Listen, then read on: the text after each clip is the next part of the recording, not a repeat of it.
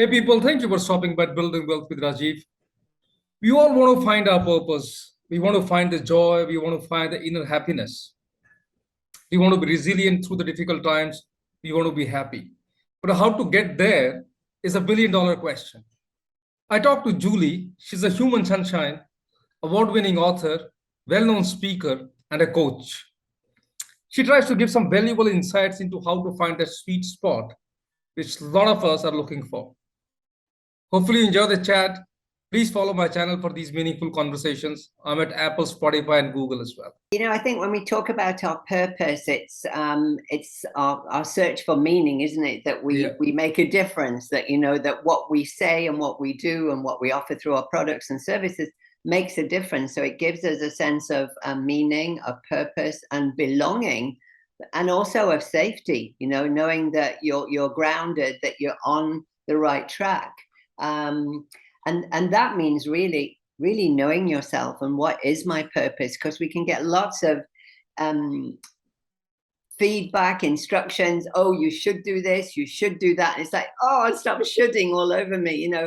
It's like I choose to, I decide to, I love to, instead of I should do this because that's what all, you need to be a doctor, a lawyer, a dentist or something. So, however, I really want to do this, so it's really about being successful in your terms of being successful on purpose. And what is your purpose? What were you put on this planet for? How do you make a difference? And how do you make people feel? So it's more of like an inner calling. It's easy to say that, right? I mean, I've seen companies trying to find their purpose for 60 years, 40 years, 50 years now.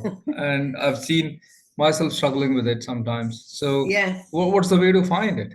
It changes because we change. I mean, what we do in our 20s, 30s, 40s, 50s, I've reached the magical age of 60 now.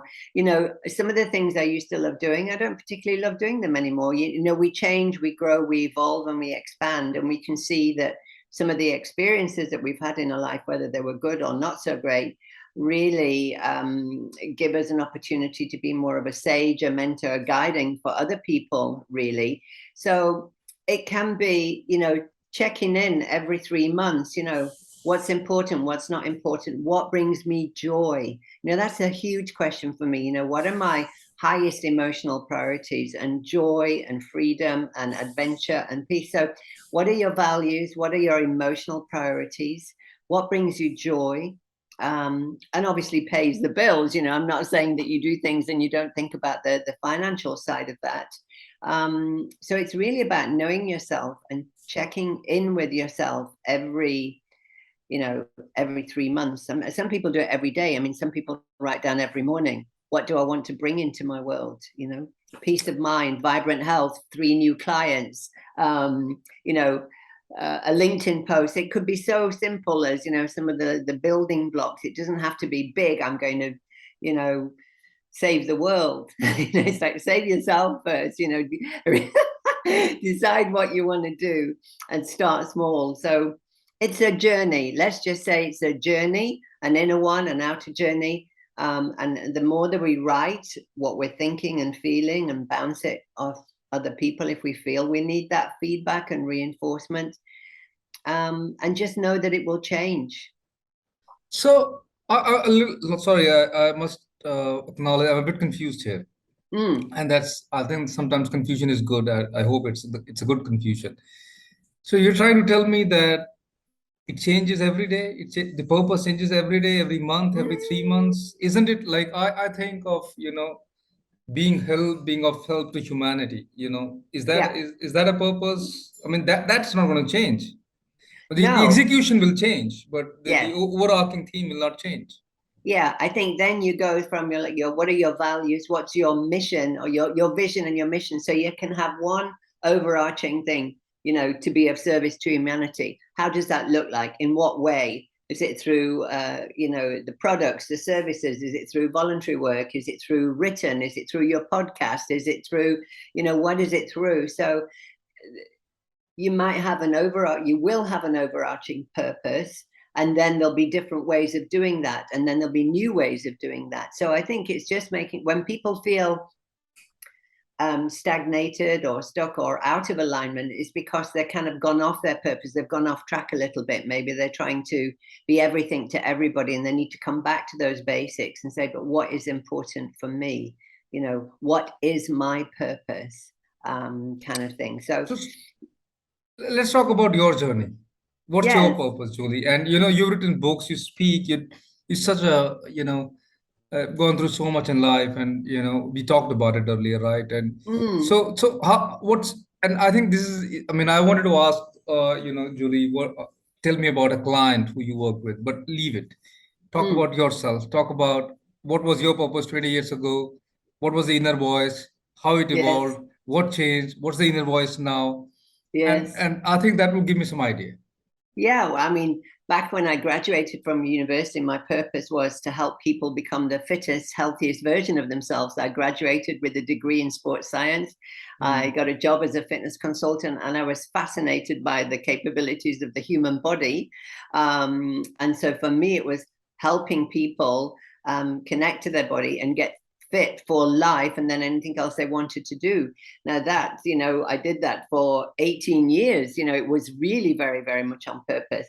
Um, I was widowed when I was 36. So that was a kind of a huge personal change in my circumstances. And that led me on a journey to go and climb a mountain.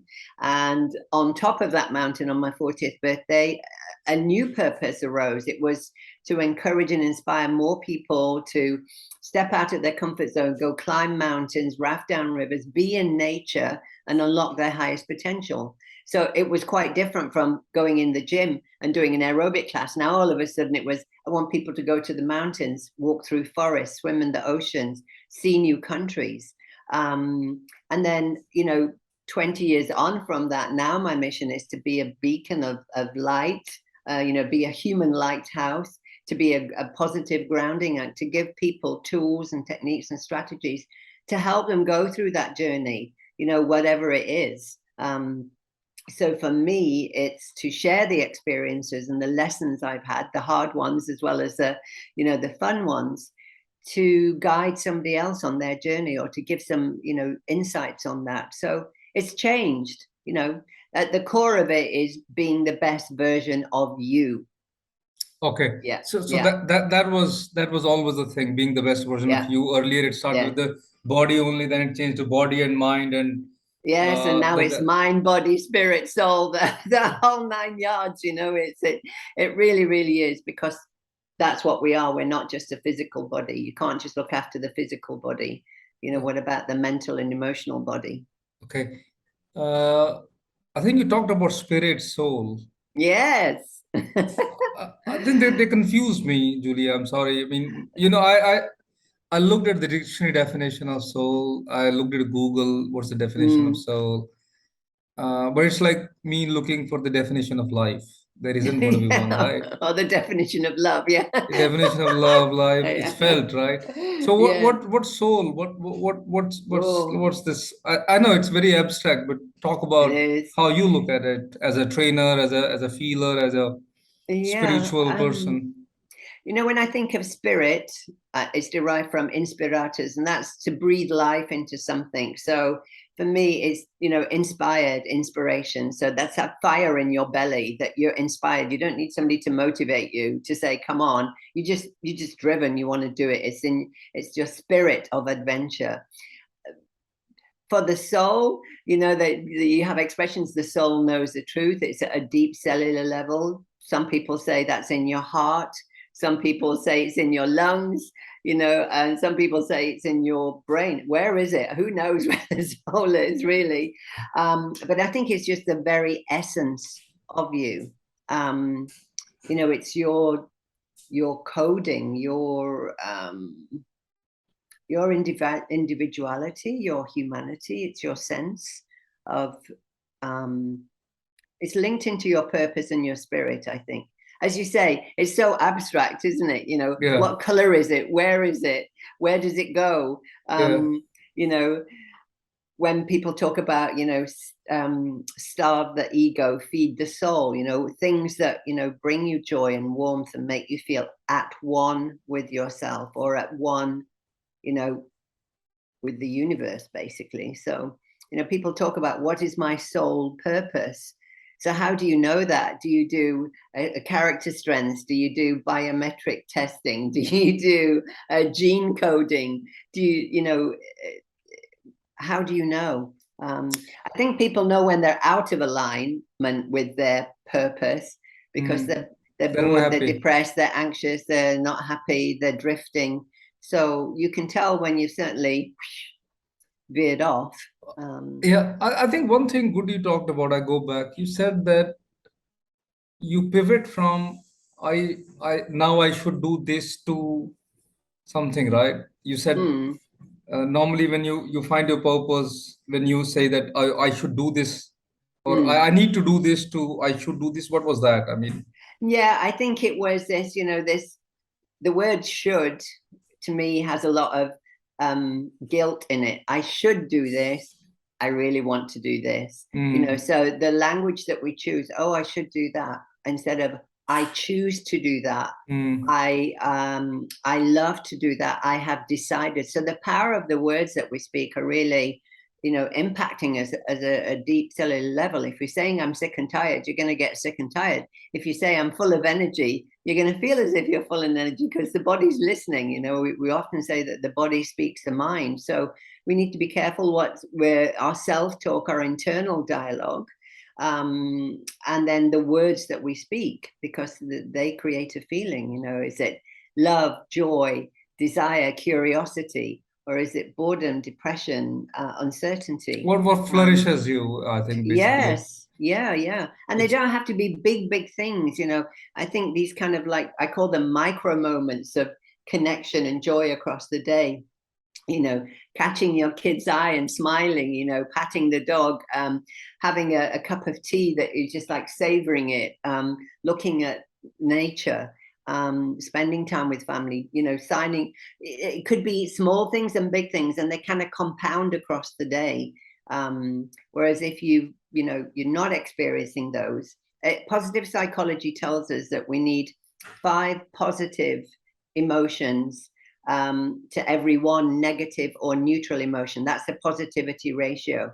So when we start going down like 3 to 1, that's just kind of winging it. 2 to 1, 1 to 1, or 0, no positive emotions to 1 negative or neutral. That's what the brain focuses on. That's when we start to go down this vibrational frequency into, fear, depression, anxiety, frustration, instead of, spiraling up. So that's positive psychology for you. It's not saying, just ignore negative emotions. It's saying acknowledge them and say, what would I like instead?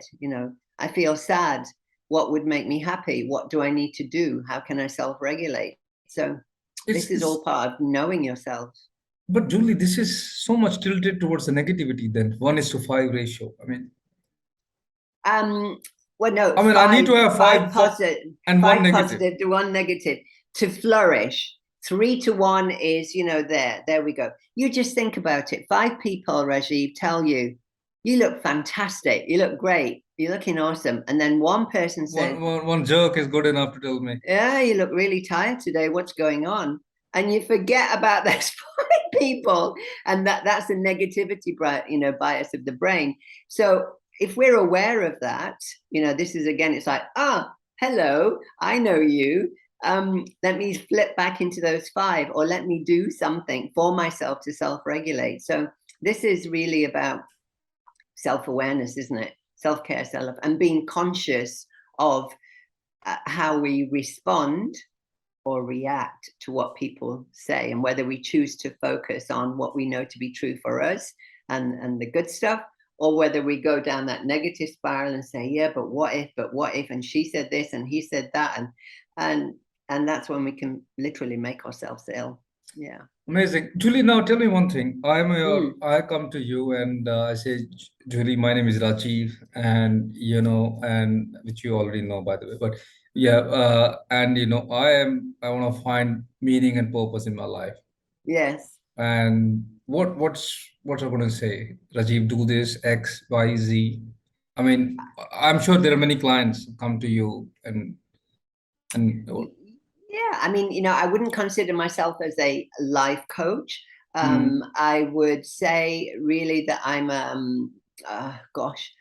I'm a practical, very practical, down to earth person. And, I'd say, well, what brings you joy? What are your values? What's important to you? My top value, for example, is my health. So every decision I make will move me towards good health. You know, Mm.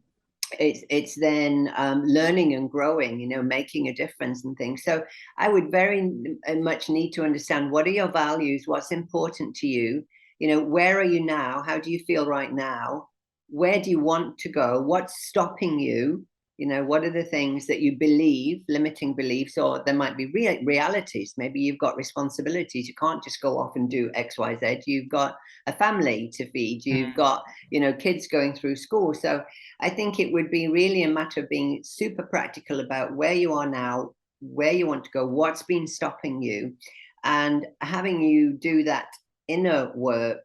I use a couple of profile assessments in terms of your character strengths or your signature strengths. And these are a sign of your nature. The whole signature, if you look at it, it's got a sign of nature in it. So these are Mm. things that come naturally to you. So it would be, what are you doing that you want to do? What are you not doing that you want to do? And and then how can we bridge those gaps? Is it that you need to go and do another training course? Do you need to do some more voluntary work? Do you need to do a body of research? There's always something that we need to be doing to be what we want to be and to be able to offer what we want to give. So I would very much say, it's that inner journey inwards. So doing a lot of the inner work before you show up in the real world, you know? Yeah, I think that's very important. The inside out rather than outside in, Yeah. that's a big problem we're facing. Now, the whole idea, the mountain, what's like, what does it do? I mean, is it do you tell people how to live through the difficult times, or does or Um, how to embrace positivity, or how to manage the impossibly difficult times? Yeah, it's a combination of everything, really, to be honest with you, Rajiv. Moving Mountains, Discover the Mountain in You, which was a book I published back in 2016, would really encourage readers to look up, um, to see where they are in the world, to be able to take action, to build their courage and their confidence, to look at their values, to build their resilience, to talk about what brings them joy. And when they face difficult times, obstacles in their path, to actually, instead of resisting, which we often do, or bury our head in the sand and hoping it will go away, it will go away, is to actually just let go, to be more like water, which is what the next book is about. To almost surrender. That doesn't mean give up, but it just means let go of control, and then focus on solutions. This is a challenge. What is the solution? This is a challenge. What journey do I need to take for that transformation? What can I control? What's out of my control? I mean, we've just gone through 2 years of in and out of lockdown. We couldn't control that, but response to that. And I think what's super important whenever we're going through challenging times or transitions, big transitions, that we triple our self-care. That's so important, that we think, eat, move, sleep, hydrate, meditate. We do all of these things so that we come from a position of strength, not from a position of feeling tired, burnt out, dehydrated, not had enough sleep. We all know that when we feel like that, we don't make good decisions. So in particular, I was the primary caregiver for my husband when he was going through stage 4 brain cancer, which meant I had to forget my business because I needed 24/7 to be with him. So my business went, and just focus on solutions. The most important job for me right now is to keep my husband alive, for him to feel that he's held, supported, that he's got the best care. And so I just surrendered. I just stopped worrying about that. Clients will still be there. Right now, the most important thing is to keep this man alive. And thankfully, we did that. And during the same time, I tripled my self-care, because if I fall ill, like my immune system goes down, I'm not going to be used to anybody. So this is really important about during challenging times. Instead of working longer hours and harder, just step back and breathe and just think, I need to think, eat, move, sleep, hydrate, meditate. I need to do all of these things so that I'm coming from a position of strength and not from a position of I'm burnt out. What I'm hearing from you, that self-care, self-love is absolutely critical, the center of Yeah, it's a everything. very base. The base of the mountain is optimism. If you wake up in the morning and say, great, I've got another day on the planet and I'm going to look after myself, I'm going to make sure that I'm firing on full cylinders so I can be the best dad for my kids. I can be the best partner for my husband. I can be the best, in your field, but the best for yourself. So, even on the flights, they say, put your own oxygen mask on first, don't they? Yeah. You can only give what you've got. If you're running on empty, you become tired and irritable and have not such a great impact on everybody. So I would always say, when you see challenges ahead, when you're going through a challenging period of time, make sure you take long walks, cold showers, you eat well, all of these things that, we all know, but sometimes people don't know. And that's when they burn out. They get adrenal fatigue. They say they're anxious, that they can't cope with the workload. They've got foggy brains. They've got back pain. The body does speak the mind. And so these are messengers. When we get those aches and pains and dis-ease, then it's the time to say, it's time for me to put my oxygen mask on and set healthy boundaries, say, I'm Awesome. sorry, I would love to do that, but, there we go. So I think saying no, managing, is or what we hear, self-love, self-care, saying no to things, don't, thinking of, like, rather than changing the world, first try to kind of work on yourself and get yourself in place and things like that. Yeah. Yeah. That's a Gandhi one, isn't it? Be the change you want to see in the world. Yeah. I mean, look, I think the problem with everybody is that everybody wants to change the world, and nobody wants to Of change course we themselves. do. Yeah, and Yeah. nobody wants to change themselves. That's a bigger problem. Now, I looked at your website and you talked about mastering the mind. Yes. Is it even possible? And what does that mean, mastering the mind? What does it mean? What we know from science now is that neuroplasticity, that you can teach an old dog new tricks, basically, that we can wire and fire. You might have one set, that, I'll never be able to do that, but then you give it a go and somebody coaches you and all of a sudden, now I can do that. So that mindset is, with neurolinguistic programming, with guided meditations, that getting into different brain states, alpha, beta, theta, delta. We know that we can actually, I wouldn't say manipulate, that we can actually master our mind through these different modalities.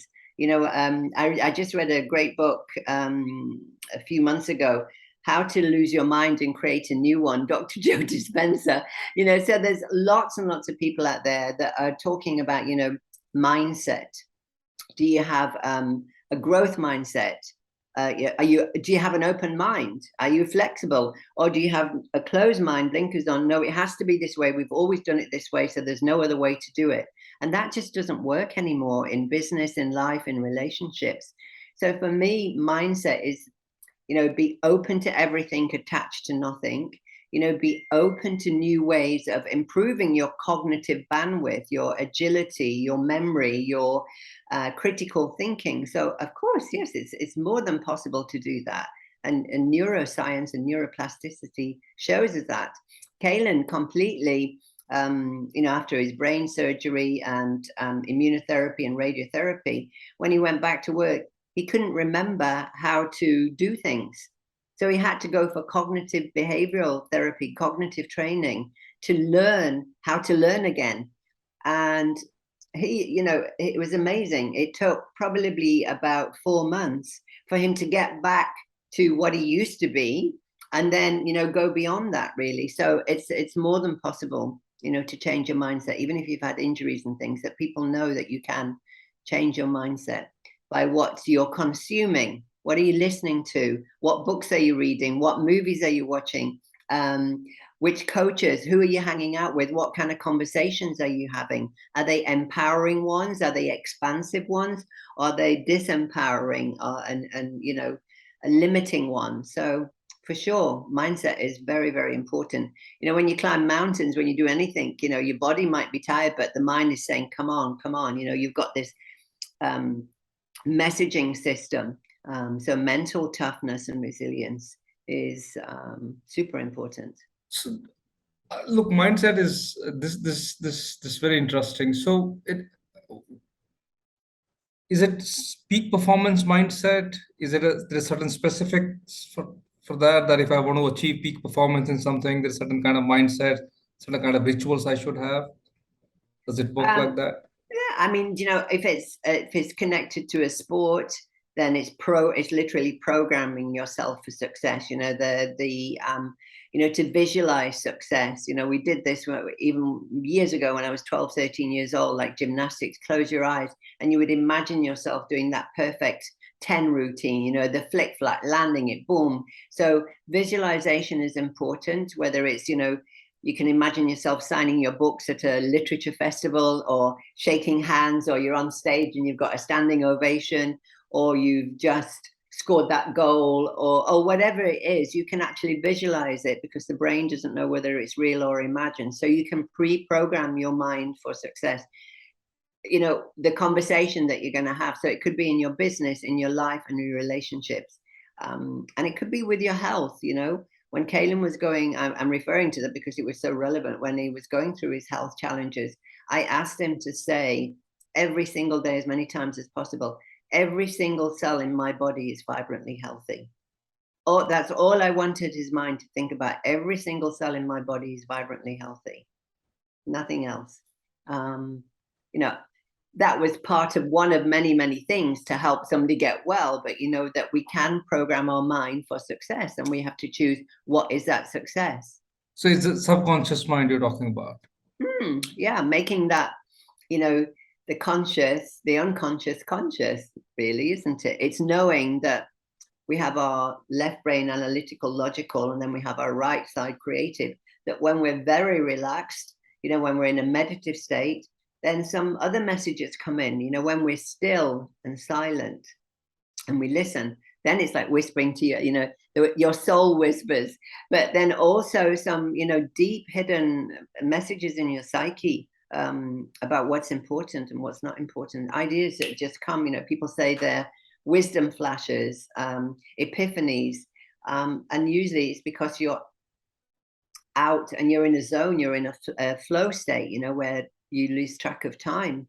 I often achieve that when I'm swimming. You know, I swim and then I just get into it, and then I got lots of ideas coming in, and I think I need a waterproof pad and pen because I need to write these down.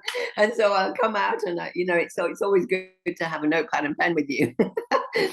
So you can put these ideas down. Yeah. That's nice. Okay, now I just want to talk a little bit on the mountain to water. Yes. And what's that? And I can clearly relate it to the way you're evolving, Julie, from a fitness coach to a more holistic coach to even more holistic coach. Yes. Yeah. You know, there's a beautiful quote by Lao Tzu, and it's stand like mountain, flow like water. And, you know, this is from thousands of years ago, from this ancient, you know, Eastern philosopher, and it's just as applicable and meaningful today as it was thousands of years ago. There are times in life when we need to stand strong like a mountain, hold our ground. And when you think about a mountain, it's strong, it's grounded, it's resilient, it's full of potential, it weathers a storm, absolutely everything. And then there are times in our life when we need to let go and go with the flow, like the river. You know, it responds to what's going on underneath, what's ahead. It doesn't reverse and think, oh no, there's some rocks coming, or oh no, the ocean's coming. It just keeps going. So the mountain for me was very much the yang energy, and the water is very much the yin. It's very much more receptive, flowing, intuitive, emotional. And you need both. You need both. If we're all watery and we're just, oh, go with the flow, and, you know, I feel this and everything, but you don't have a structure or grounded, or you don't have any framework, then it doesn't work. So it's that yin and yang.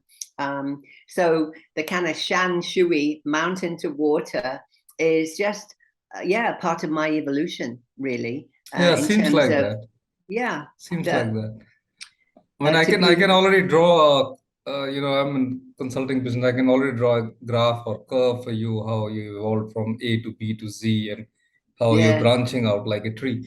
But yeah. anyway, That will be next, wouldn't it? Yeah, moving mountains, uncharted water, forest wisdom. so what are you going to talk in the book? I mean, what I mean, I know like I got a gist of that. Mm. Any example you want to throw here?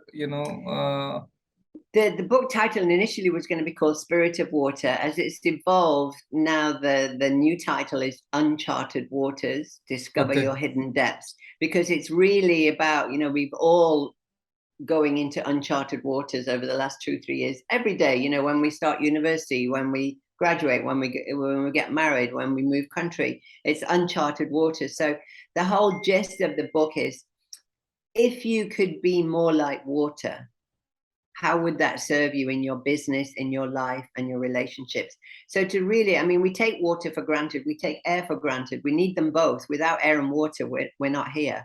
But we just turn on the shower, turn on the tap, we drink it, we wash in it, we're cooking it, we do everything. But we don't really think that, wow, if it wasn't there tomorrow, I would be gone in 3 days. If the air wasn't here, we'd be gone in, I don't know, 3 minutes.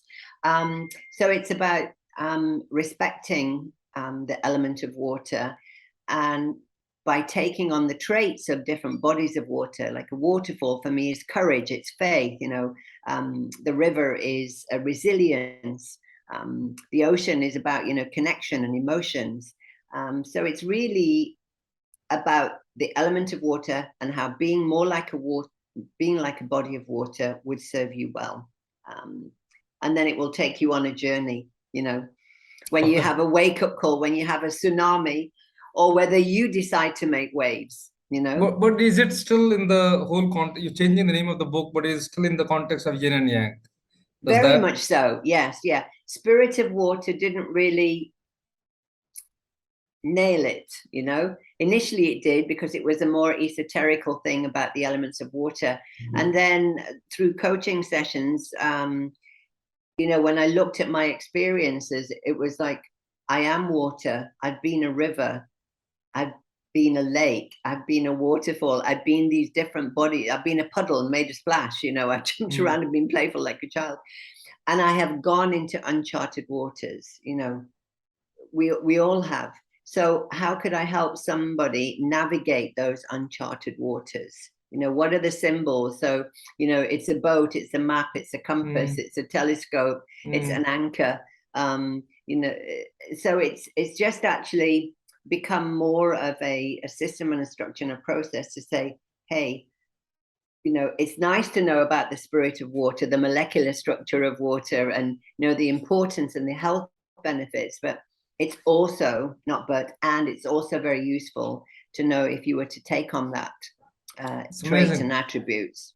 I think, Julie, your analogy of mountain and water really resonates with me at least. It's Good, amazing. I good, mean, good. and I'm able to. I've lived in China and heard about yin and yang, and Mm, I think you brought it alive for me. I mean, sometimes we hear these big things, big motherhood statements, so called, but we got to bring them alive by giving certain example or certain analogy. And I think mm, your analogy of mountain and water, and I can clearly resonate it to me being a father, or even in a job being a leader, right? Where I got to be like a yes, mountain, I got to be at the same time like a water, kind of yes, manage that balance. yes. It's amazing.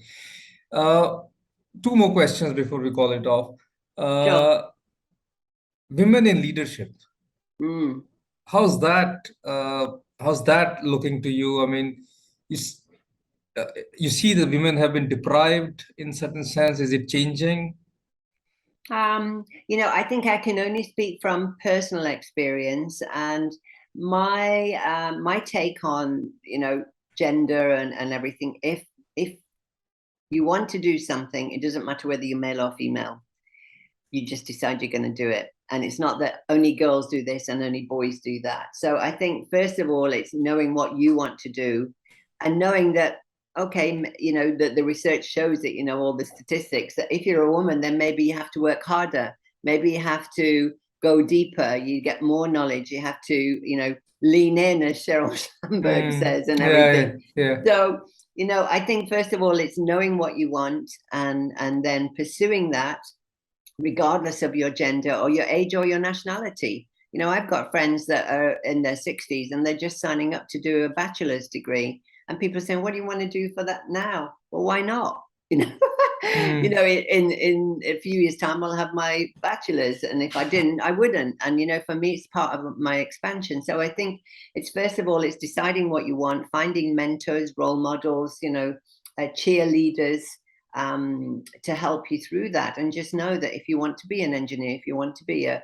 scientist, if you want to be in technology, whether you're male, female, you know, what age or what nationality, then you can do it, really. And I think maybe girls, young girls, need more encouragement and reinforcement and support on that.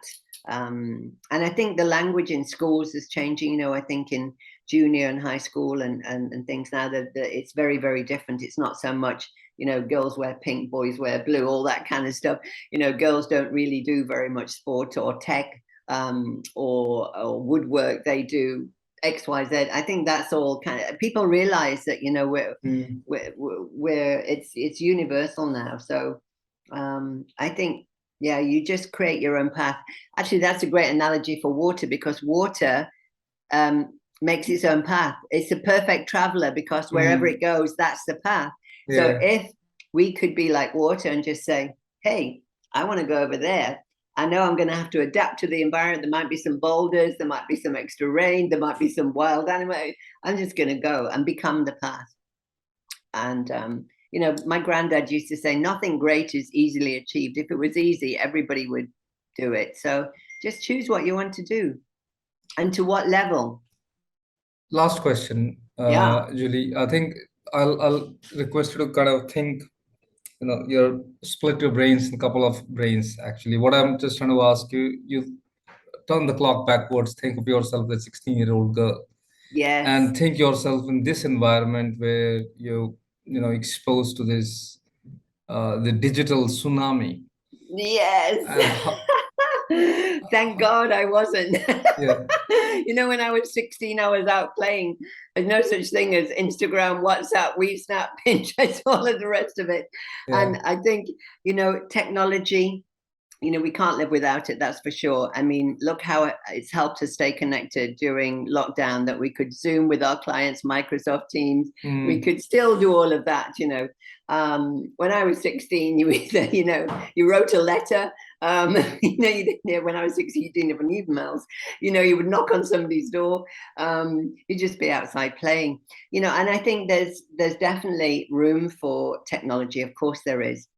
What's important for our kids is, what are they watching? You know, is what they're viewing, is it educational? Is it uplifting? Does it, you know, inspire them? Or does it put them into a state of, oh, I should look like this? Or, you know, oh, she's done this and I've done that and I've only done this, like this comparisonitis, which is detrimental. So, you know, I'm all for social media. Of course, it helps small businesses market each other and everything. When it comes to kids and what they access and the time that they spend on it and the content that they absorb, I think that, you know, there's some guidelines that's needed, because I can see where a lot of mental and emotional anxiety can come into play with that.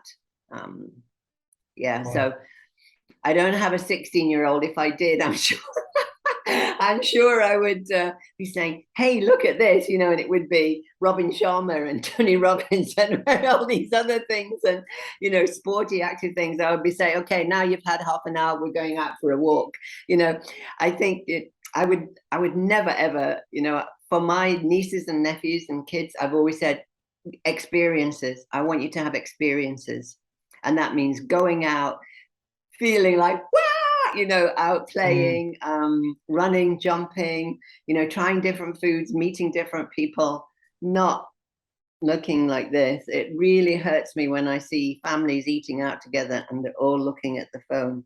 It's like, oh my, The problem is that a lot of companies are trying to give experiences in metaverse now.